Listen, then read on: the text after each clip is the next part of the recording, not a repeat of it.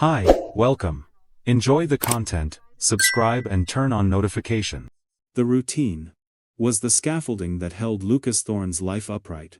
He was a man who appreciated the structural integrity of a day well planned.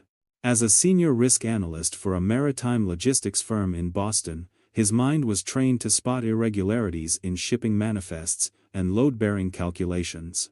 He applied the same rigorous methodology to his domestic life.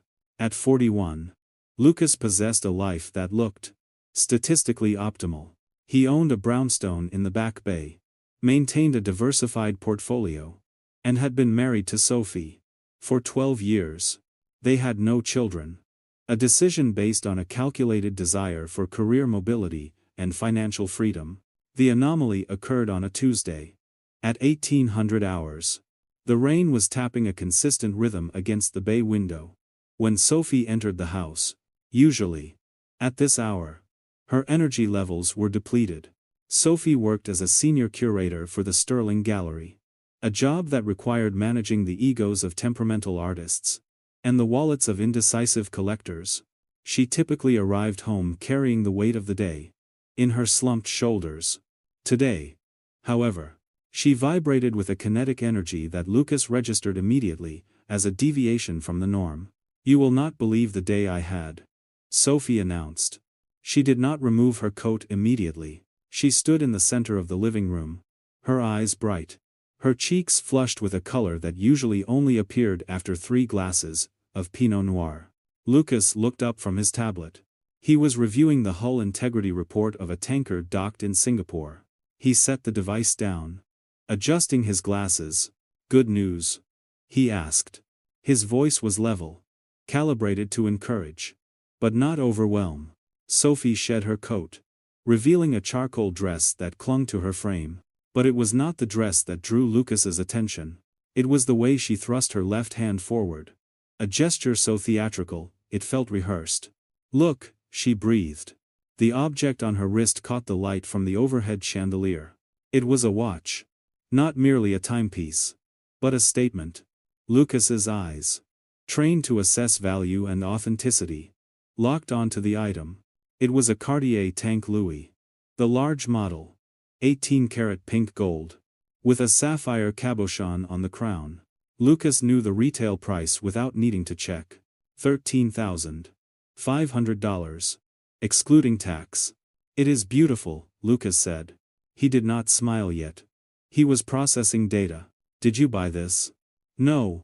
That's the best part," Sophie laughed. A sound that tinkled, like broken glass. She sat on the arm of the sofa, admiring the leather strap against her skin. "Margaret gave it to me. Can you believe it? She called a staff meeting this afternoon. Apparently, the sale of the Richter collection went through final escrow today. She said my work on the provenance research saved the deal. She handed this to me, in front of everyone." Lucas arranged his face into a smile.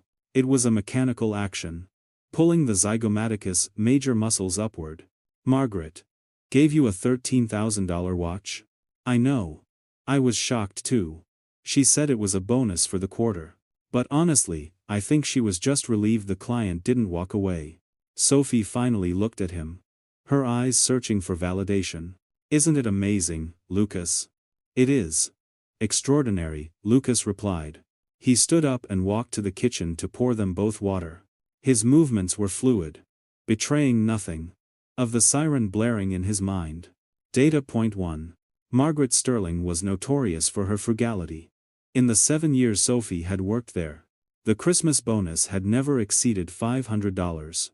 Data point 2. The Sterling Gallery had reported a net loss in the previous fiscal quarter. Data point 3. Sophie was left-handed.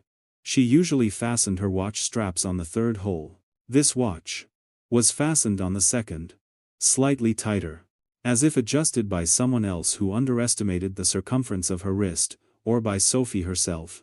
In a rush to put it back on, Lucas returned with the water. "To the Richter sale," he toasted. "To the Richter sale," Sophie echoed. She drank, then checked the time on the new watch. Though the wall clock was directly in her line of sight, Lucas observed her. He did not feel jealousy. Not yet. He felt the cold, hard curiosity of an auditor who has just found a discrepancy in the ledger. The numbers did not add up, and Lucas Thorne did not tolerate unbalanced equations. For the next 3 weeks, Lucas initiated a silent surveillance protocol. He did not hack her phone. That was crude. And left digital footprints. He did not hire a trailing vehicle. That was expensive and premature. He simply observed. He noted the behavioral shifts with the precision of a scientist. Recording the decay of an isotope. October 20th. Sophie began locking her phone. Previously, the device had been left on the kitchen island. Screen up. Now, it lived in her pocket, or face down on any surface. When a notification chimed, her eyes would dart to Lucas. Before checking it. October 22nd. The grooming habits changed.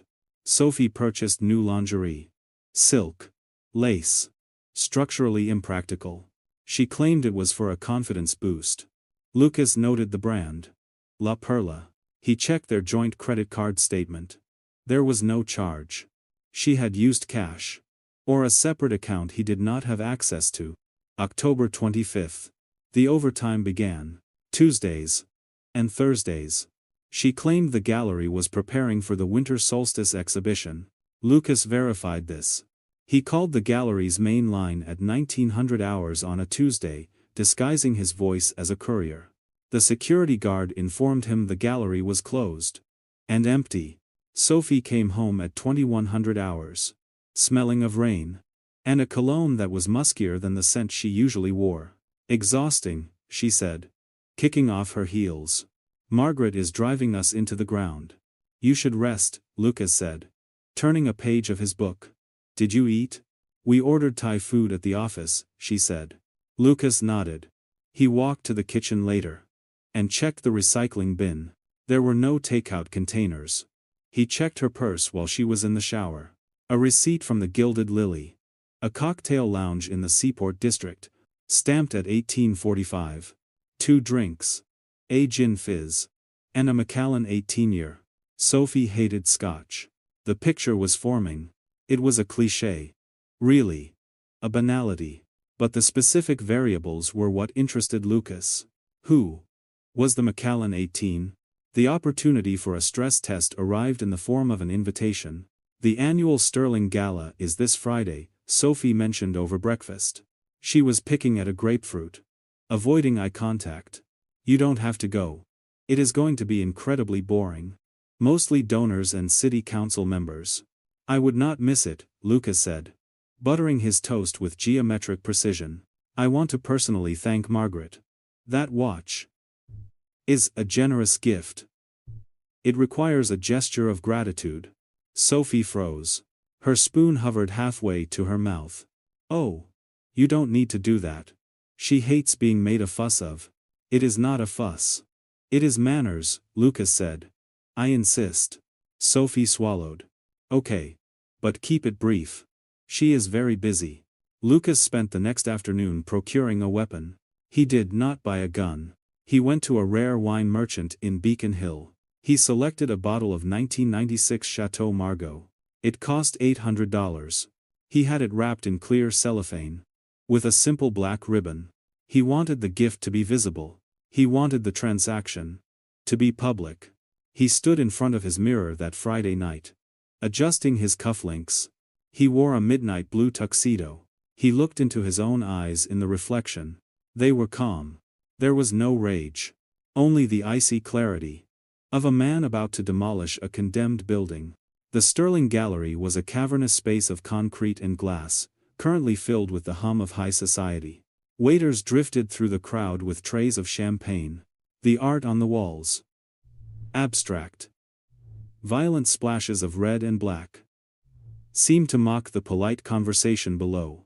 Lucas held Sophie's arm. He felt the tension in her bicep. She was rigid. Her smile fixed. And brittle. She scanned the room constantly. Her eyes darting between the entrance and the VIP section. Relax, Lucas whispered near her ear. You look stunning. She wore a backless emerald gown. The Cartier watch was absent. I left it in the safe, she had told him earlier. I didn't want to scratch it. Lucas knew this was a lie. She hadn't worn it because the donor of the watch might be here. Or because Margaret would see it. And ask questions. There is Margaret, Lucas said. Spotting the gallery owner near a sculpture of twisted metal. Margaret Sterling was a woman in her 60s. Sharp as a hawk. Wearing a suit that cost more than Lucas's car. She was speaking with a tall man in a gray suit. Lucas. Maybe later, Sophie hissed. Trying to steer him toward the bar. Nonsense. The wine is heavy, Lucas said, moving forward with the inexorable momentum of a cargo ship. Sophie had no choice but to follow. As they approached, Margaret turned. Her eyes narrowed slightly. Before recognition set in. Sophie, Margaret said. And this must be the husband. Lucas, he said. Extending a hand. A pleasure, Margaret. Sophie speaks of you often. She is a valuable asset, Margaret said. Her tone professional, but dry. The man in the gray suit turned. He was handsome in a predictable, rugged way. Expensive haircut. Heavy jawline. He looked at Sophie with a familiarity that lasted a fraction of a second too long, before shifting to Lucas. Lucas, the man said. Extending a hand. Sebastian Vane.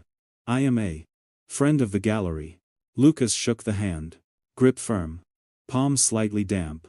Sebastian. The Macallan 18. A pleasure, Lucas said. He turned his attention back to Margaret. He lifted the bottle of wine. Margaret. I wanted to bring this as a token of our appreciation, Lucas said. His voice carrying clearly over the ambient jazz. Sophie showed me the Cartier tank you gave her for the Richter sale. It was an incredibly generous gesture. We were both floored. The effect was instantaneous. Margaret's eyebrows knitted together. She looked at the wine. Then at Lucas. And finally, at Sophie. The silence that opened up between them was louder than the music. A Cartier? Margaret repeated. The word hung in the air. Sophie's face drained of blood. She looked like a statue, frozen in a moment of absolute terror. The bonus, Lucas prompted. His smile innocent. For the provenance research. Margaret let out a short, sharp laugh. It was devoid of humor. Lucas. I run a gallery. Not a charity. I didn't give Sophie a watch. And the Richter sale is still in purgatory. The funds haven't even cleared. Margaret turned her gaze to Sophie. It was a withering look. Sophie. Care to explain why your husband thinks I am handing out 5-figure bonuses? Sophie opened her mouth. But no sound came out. She looked at Sebastian Vane. Sebastian was studying the floor. Suddenly finding the polished concrete fascinating, he took a step back. Physically distancing himself from the blast radius. It was a misunderstanding. Sophie stammered. Her voice thin. I must have. I see, Lucas said. He did not sound angry. He sounded disappointed. Like a parent whose child had failed a simple math test. He looked at Sebastian. And you? Mr. Vane? Are you also a connoisseur of fine watches? Sebastian's head snapped up. I have to go, he muttered. Excuse me. He walked away. Abandoning Sophie to the wolves. Lucas turned back to Margaret. He placed the wine bottle on a nearby pedestal. Next to a bust of a weeping woman. My apologies, Margaret, Lucas said calmly. It seems I have been misinformed. Please. Enjoy the wine regardless. It breathes best if you let it sit for an hour. He took Sophie's elbow. His grip was not painful. But it was inescapable. We are leaving, he stated. They walked out of the gallery. Sophie stumbled twice in her heels. Lucas did not help her steady herself. He simply kept walking. His stride measured. His eyes fixed on the exit signs. The drive home was a study in acoustics. The rain lashed against the windshield of the Audi. The tires hummed on the wet asphalt. Inside the cabin. The silence was absolute. Sophie sat in the passenger seat. Weeping. It was a quiet, jagged weeping. She held a tissue to her face. Ruining her makeup. Lucas drove with both hands on the wheel at the 10 and 2 positions. He checked his mirrors. He signaled his turns. He was a machine. Operating a machine. When they pulled into the garage. Lucas turned off the ignition. The engine ticked as it cooled. "Who is he?"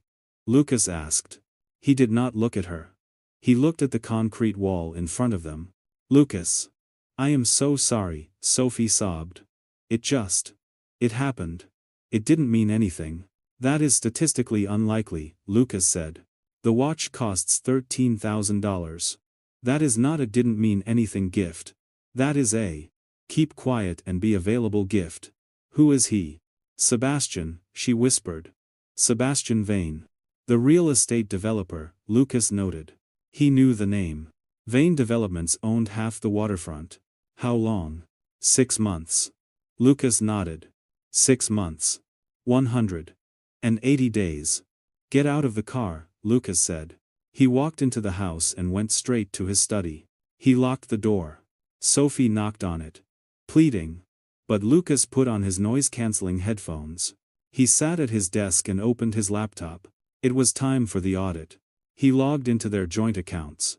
He pulled the last 12 months of statements. He began to cross-reference dates. He found the leaks. June 12. $400 withdrawn from the ATM near the marina. July 4. Sophie claimed she was at a spa day with her sister. Credit card showed a charge for a boutique hotel in Vermont. August 15. A dinner for 2 at Le Bernardin in New York. She said she was at a conference. Lucas built a spreadsheet. He categorized the lies. He calculated the financial damage. $17,420 of marital funds diverted to facilitate the affair. But Lucas was thorough. He didn't just investigate Sophie. He investigated Sebastian Vane. He spent the hours between 2 and 5 in the morning digging into the digital life of Sebastian Vane. It was surprisingly easy. Men like Vane were arrogant. They left trails. Lucas found a forum thread from 3 years ago. A discussion about landlords in the city. Vane's name came up. There were allegations of harassment. But then, Lucas found something more concrete. He found a cloud storage drive linked to an old email address Vane had used on a public planning permit application. The password was weak. A combination of a street name and a birth year, easily guessed with a brute force script Lucas had written years ago. He opened the drive. It was a catalog. Videos. Dozens of them. Hidden camera footage from a bedroom. Lucas watched 10 seconds of one video to confirm the nature of the content. He felt bile rise in his throat. But he swallowed it down. He clicked through the thumbnails. He found Sophie. The file was dated 3 weeks ago. Lucas closed the laptop. He sat in the dark. He felt a profound sense of disgust. Not just at the infidelity, but at the sheer stupidity of it all. Sophie had risked her life, her marriage, and her dignity, for a man who catalogued her like a specimen in a jar. Lucas did not sleep.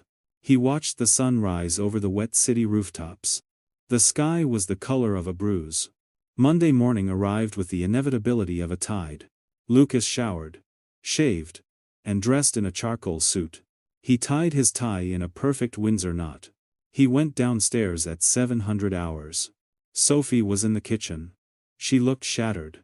Her eyes were swollen. Her skin splotchy. She was drinking coffee with shaking hands.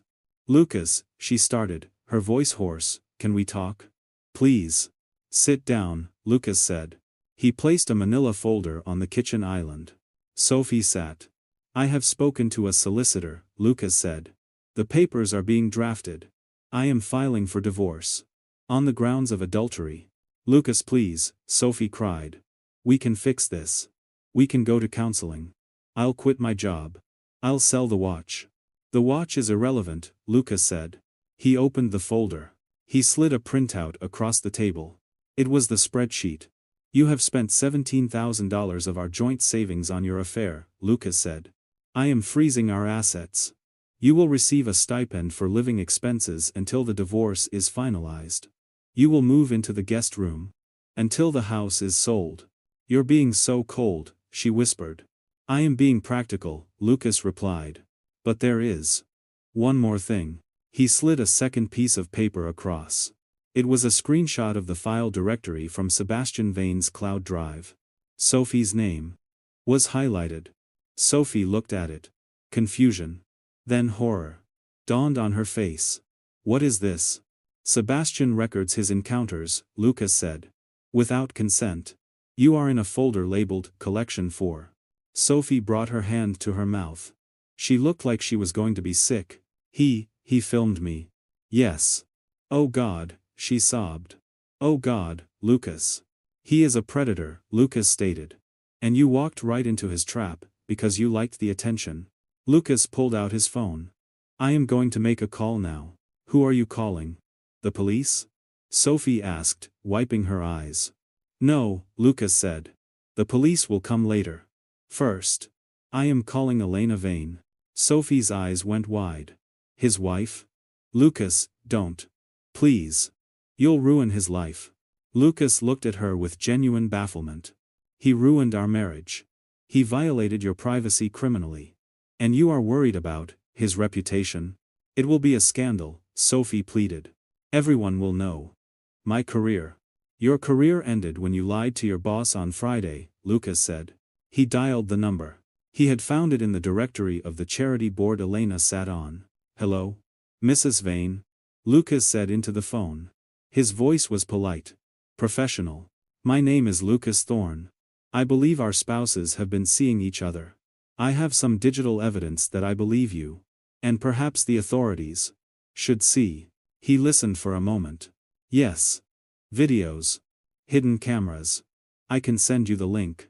I am very sorry to be the one to tell you this. He hung up. Sophie was staring at the floor.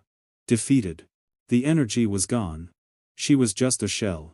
Why? She whispered. Because, Lucas said, gathering his papers. Actions require consequences.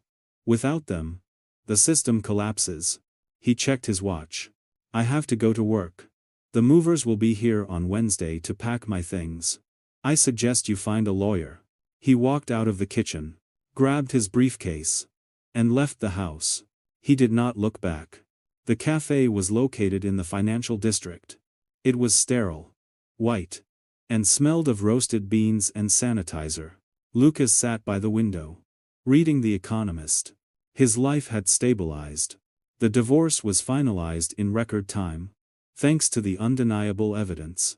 He had kept the investments. Sophie had taken a settlement that barely covered her debts. Sebastian Vane was currently awaiting trial. Elena Vane had been ruthless. She had handed everything over to the district attorney. The scandal had been splashed across every newspaper in the city. Vane Developments was in receivership. Sophie had moved to a smaller city. 3 hours south. She was working in a furniture showroom. Lucas took a sip of his espresso. It was precise. Bitter. Hot. The door to the cafe opened. A bell chimed. Lucas looked up. It was Sophie. She was visiting the city. Perhaps meeting a lawyer or an old friend. She looked different. Older. The glamorous curator was gone. In her place was a woman wearing a sensible raincoat. And flat shoes. She looked tired. She saw him. She froze in the doorway. People brushed past her. Annoyed at the blockage. Lucas looked at her. He waited for a feeling to arise. Anger? Sadness? Nostalgia? He searched his internal dashboard. All gauges. Read 0. There was nothing. She was just a person he used to know. A variable that had been removed from the equation. Sophie looked at him with a mixture of fear and longing. She took a half step forward. Perhaps intending to speak. Lucas turned his page. He lifted his cup. He broke eye contact. Dismissing her existence. After a moment. He heard the door chime again. She had left. Lucas finished his coffee. He checked the time. 12:45. He had a meeting with a client regarding the structural fatigue of a bridge in Oakland. He stood up, buttoned his coat, and walked out into the gray afternoon. As he walked, he passed a construction site. He stopped to watch a crane lifting a steel beam. He admired the engineering. The stress loads. The counterweights. He realized then that he was much like that steel beam. Rigid, strong, capable of bearing immense weight. But steel, once stressed beyond its yield point, never returns to its original shape. It remains permanently deformed.